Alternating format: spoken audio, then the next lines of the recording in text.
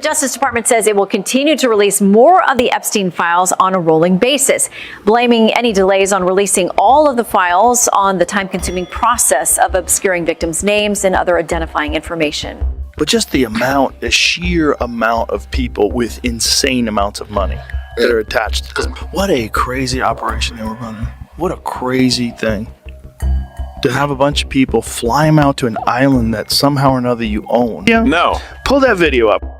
Have you ever had a personal relationship with Donald Trump? What do you mean by personal relationships? Have you socialized with him? Yes, sir. Yes? As the latest Epstein documents were released, Joe Rogan shared a sharp observation on his podcast. What stood out to him most was the timing. Rogan noted that as soon as the files began to surface, several powerful figures went silent, vanishing from public view or suddenly leaving the country.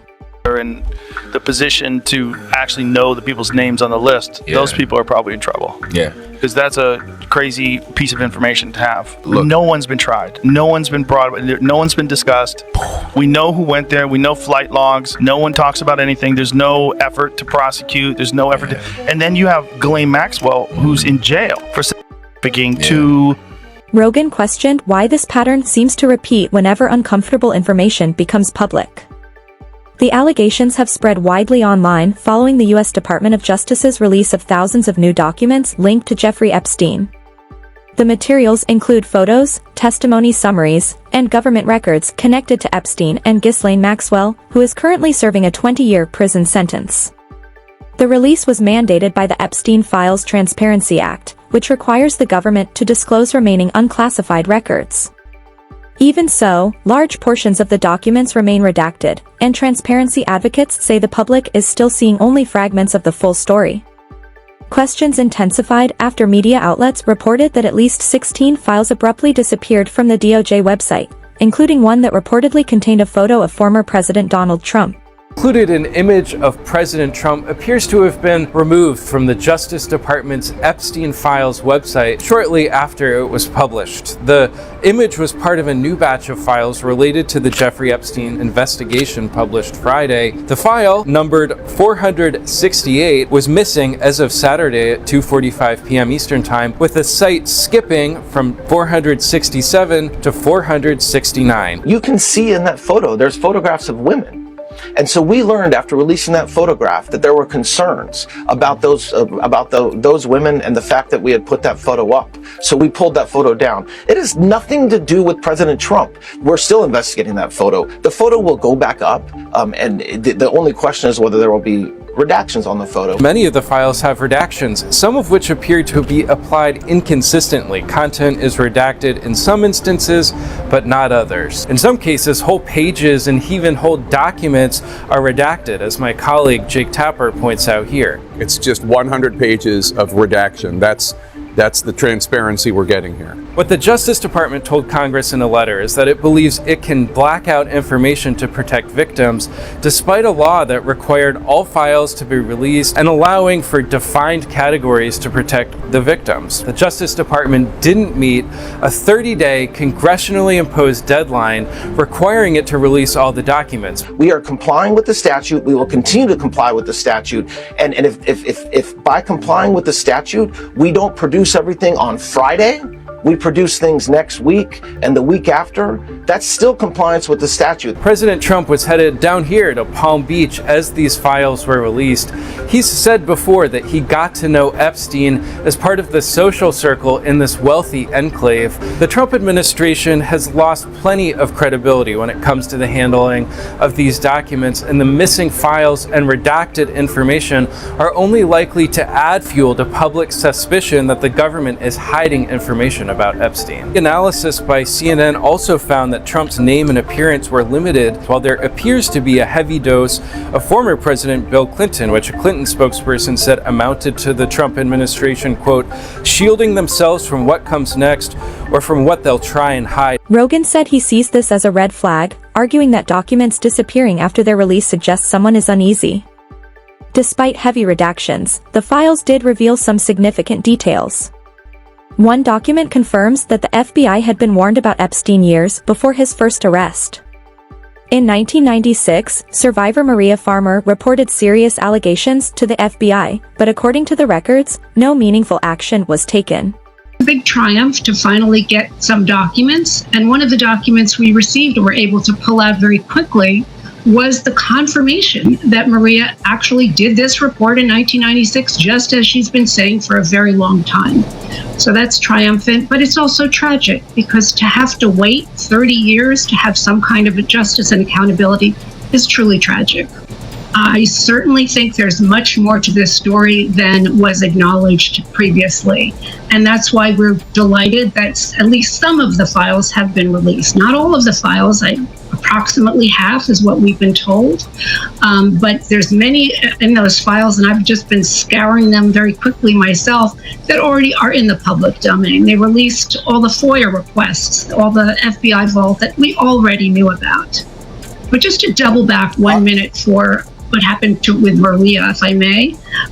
What happened with Maria, she reported Jeffrey Epstein's crimes, but she also reported his child pornography.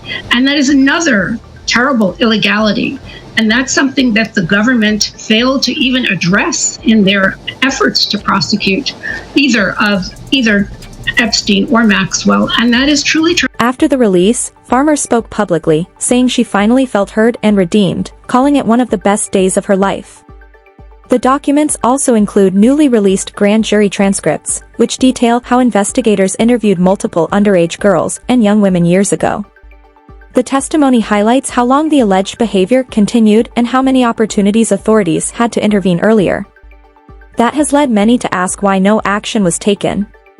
Some online commentators have speculated that Epstein may have been connected to intelligence interests, allegedly gathering compromising information on powerful figures. Joe Rogan discussed this theory on his podcast, offering speculation of his own, though no official evidence has confirmed such claims. Everybody wants to say he was working for the Mossad. He very well could have been. He could have been working for the CIA.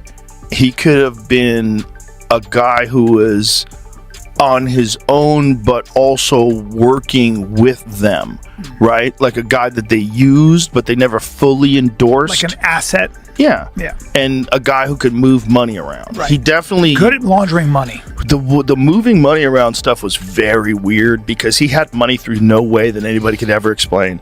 Yeah. He had an enormous amount of money through no way that nobody could ever explain. Which, if you're state funded, you're funded by Israel, and Israel's funded by America, and there's also NGOs and nonprofits, and there's ways to move money around where you can give this guy money. Yeah. So he was like Weinstein, who is an economist, right? Weinstein's a legitimate mathematician. Eric? Yeah. So when Eric met him, his first inclination was he was a fraud. He's a construct. Yeah, a construct. And did he tell you the whole story about the girl sitting on his lap? Yep. So Epstein, while he's meeting with Eric Weinstein for the first time, has a beautiful girl sitting on his lap, and a woman, I shouldn't say girl. He said she was like in her 20s, and she's sitting on his lap, and he's bouncing around, so they're juggling around. While he's asking math questions. Yeah, talking serious. So he was obviously nerd fishing. He was fishing for nerds, and I think he caught a lot of nerds in that net. There's a lot of those 100%. Guys that wound up going to that island. They probably thought, this is great. We get to party. Nothing's free. And they probably felt like they were rock stars because they get to hang out with the intellectual elite on an island with a guy who's just a billionaire philanthropist who's eccentric, who just loves women. He's a professed bachelor. And it all seemed too good to be true. It's so true. Because it was. Yeah. So I think he was an asset. Whether or not it was for the Mossad strictly, or Israel strictly, or the United States strictly, whether it was a CIA thing, I don't know. But I think it was probably a part of a blackmail compromise. Photos released alongside the documents are now spreading rapidly online. Many were taken during FBI searches of Epstein's properties. While several images are heavily redacted, some recognizable faces remain visible. Former President Bill Clinton appears in multiple photos, including one showing him swimming with Ghislaine Maxwell and another depicting him in a hot tub with a woman whose face is obscured. Clinton has not been charged or formally accused in connection with Epstein's case.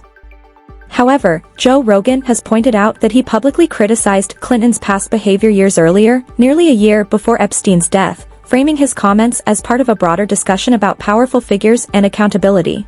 Major problems with the Clinton Foundation. It's not even around anymore. They shut I it didn't down. know that. I didn't even know that. It's a dark legion. And meanwhile, she's doing all this Me Too talk. Her husband's a goddamn predator. Yeah. He's been a predator. Clinton has previously said that he ended his relationship with Epstein before Epstein's legal troubles became public. However, questions have persisted due to documented interactions that occurred after that period. Another high-profile figure frequently mentioned in discussions surrounding Epstein is billionaire Bill Gates, whose past association with Epstein has been reported on and debated in the media. Gates has acknowledged meeting Epstein but has said he regrets those interactions and denies any wrongdoing. Oversight Democrats released new photos from Jeffrey Epstein's estate. The images include a Ukrainian passport, Bill Gates posing with a woman whose face was redacted, a screenshot of texts discussing the sending of girls, and a photo of a foot bearing a quote from Lolita. As more documents are expected to be released in the coming weeks, Rogan says his suspicions about what may have been happening behind the scenes feel increasingly supported. On his podcast, he explained that the presence of famous and respected names around Epstein may have created a false sense of legitimacy. According to Rogan, when presidents and other major public figures were associated with Epstein, others may have assumed everything was above board. That perceived credibility, he argues, could have caused people to lower their guard. Over time, Rogan believes some individuals may have thought they were simply networking or socializing with elites, without realizing that compromising information could potentially be gathered. He added that while some people may not have fully understood the situation, others may have overlooked clear warning signs. Thought that it was this lovely exchange of powerful people and brilliant people, and then they were just getting dirt on all of them. Guys cheating on their wives, guys, whether knowingly or unknowingly, having sex with underage girls. Everybody wants to be. Maybe some guys, that was their thing. Sure. Because it seemed like with Epstein, that was his thing. Yeah, that's what I think too. I don't think there's any evidence to either. I think it's all been. I don't think there was collected with that plea deal, and I don't think there's any list that's going to point to. There's no smoking gun. I don't know about that.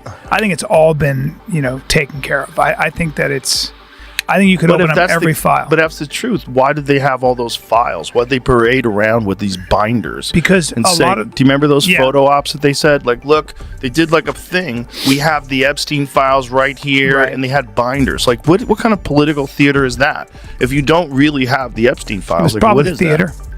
And what I mean by that is I think, like, if they are keeping something quiet, it's because it's video of underage girls, or it's video of the victims who don't want that to be out there. And the Justice Department cannot make that public. They cannot bring that to Congress. That's all sealed for their privacy, right? Well, that is the argument, but then they're saying now that there are no files. They're saying there's no video. I believe that. Don't you? I don't know. I think they have video. I think if you've got an island and you want compromise on people, you can't just... Rogan has argued that plea deals can effectively shut down investigations. Once an agreement is reached, he says, evidence gathering often stops, and whatever information exists may never be fully recovered. He also pointed to Epstein's unusually lenient sentencing terms, suggesting they raised serious questions about influence and power. When you have a plea deal, nobody is collecting any evidence. You understand? Right. So it's not like we're going to collect evidence. No. The part of the plea deal is this investigation is over. You plead, you do your time in this jail where you can go out and play golf during the day, but you have to come back at night. He was under home arrest. He would only have to go there like a couple days a week. Right. He'd have to go to the county jail in Palm Beach during the day. Right. So that's what I'm saying is I think all that shit. I think he did like weekends. I think he did like weekends in the jail. Man, I'm not kidding. Money. I think they allowed him to work. Money talks, baby. It's not just money talks, it's influence. And the guy who's the arresting sheriff was told this guy was intelligence. Yeah, that's what he was told. So I would assume that guy's telling the truth because he's a sheriff. He's got no reason to lie, or whoever he was. Right. But I think there's a lot of super powerful people that are very, very, very wealthy, and they have the ability to say whether or not things get. Rogan has argued that if powerful figures are able to keep potentially incriminating information out of public view, it raises serious questions. He has repeatedly asked why materials often described as client lists connected to figures like Epstein, and, more recently, others discussed online, have never been made public, despite frequent speculation about prominent names. Rogan suggests this reflects a broader pattern in which influential people seek privacy but instead operate within tightly controlled environments. Because high-profile individuals can't move freely, he says they often rely on intermediaries who promise discretion and security. According to Rogan, Epstein positioned himself as one of those trusted gatekeepers. Get rich, powerful people. So here's the thing that happens with rich, powerful people. They can't go anywhere, right? If you're, like, say, a Jeff Bezos type or someone who's like an Elon Musk type. And I'm not accusing them of anything. I'm just saying at that caliber of celebrity and that caliber of prominence, you can't go anywhere. If you're Bill Clinton back in the 80s or the 90s, whatever it was, you can't go party. You know, everybody knows who you are. You got to be protected, right? But you want these experiences. And so you have these guys, like a Jeffrey Epstein type guy, who works with the elite of the elite clientele. It's all movie stars, big-time politicians, world leaders, scientists, Nobel Prize winners, and they all meet together and have fascinating conversations and cocktails, and there's beautiful girls everywhere. Of course. What a great idea. Right. And if you're naive and you don't understand honeypots. Here's the quote from Maria Farmer, who was one of the accusers from what was inside the house in New York. Okay, she said, there were monitors inside this cabinet. I looked on the cameras and I saw toilet, bed, toilet, she said, visibly spooked. Like, I'm never going to use the restroom here and I'm never going to sleep here. You know what I mean? It was very obvious that they were like monitoring private moments. Yeah. Of course. Yeah. Maria Farmer was the one who worked at Epstein's office in New York, I think. And this was the house, Jamie? Yeah, I was looking up stuff on the house. That was like what they found. found. What if the house still has fucking cameras in it somewhere that they haven't found yet? They definitely, don't know. Yeah, you'd have to scan the out of that house. You'd have to take the walls apart. There's probably listening devices inside the walls. Like, who knows? If this was like really an intelligence operation, they probably had that house. Rogan concluded by saying that, from an intelligence perspective, the Epstein operation appeared to make sense. He suggested that if someone were seeking leverage over powerful decision-makers, creating environments where people felt comfortable and let their guard down would be an effective strategy. Gotta think, man, if a guy like that is running these kind of parties with all these rich and powerful people, how many different worldwide decisions can be manipulated because of these people and the compromises you have on them? Right. It's really a brilliant thing to do. Yeah. From intelligence. The release of these images has sparked questions about whether high-profile figures could face scrutiny. Reports noted that some files were later removed from the government's website. During a recent interview, Deputy Attorney General Todd Blanche was asked why the files were taken down and whether a judge had ordered it. Blanche said the removal was prompted by concerns over photos that included women, and he denied any connection to former President Donald Trump.